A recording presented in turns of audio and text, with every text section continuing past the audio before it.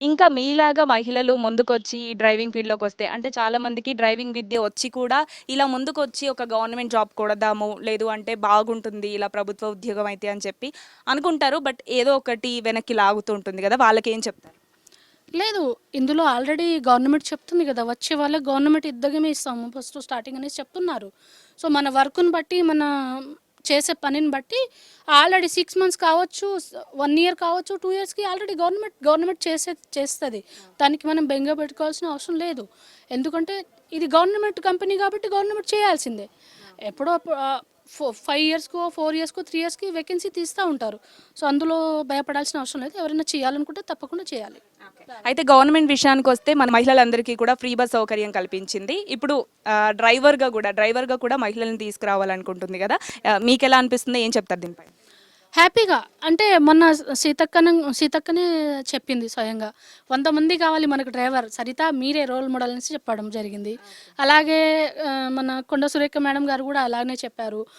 Ponnam Prabhakar sir కూడా very good. ఇంకా driver రావాలి. మనకు కావాలి మహిళా డ్రైవర్లు అనేసి ఒక భరోసా ఇచ్చారు. మంచిగా మాట్లాడారు. అంటే నేను అనుకుంటున్నాను తెలంగాణ గవర్నమెంట్ ఫుల్లీ సపోర్ట్ మహిళలకు. సో ఇక్కడికొచ్చారు గదా! మీ తోటి డ్రైవర్లతో వాళ్ళ మాటలు గాని, వాళ్ళ అభిప్రాయం కానీ ఎలా ఉంది? బానే ఉంది మ్యామ్. ఏం ప్రాబ్లమ్ లేదు. సో, మంచి డ్రైవింగ్ చేస్తున్నాను కాబట్టి వాళ్ళకి హ్యాపీగా అనిపిస్తుంది.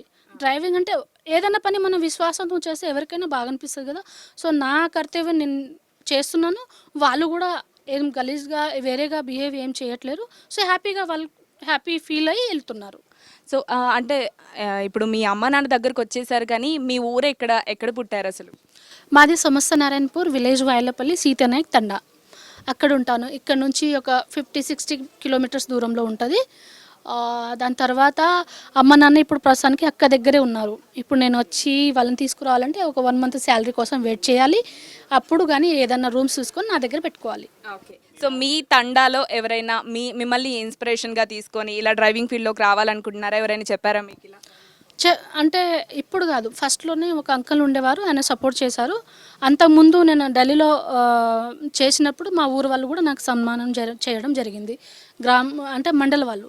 మండలం, ఊరు అందరూ కలిసి ఒక మా మహిళా డ్రైవర్ గదా! అనేసి ఒక హ్యాపీనెస్‌తో నన్ను సన్మానం చేయడం జరిగింది.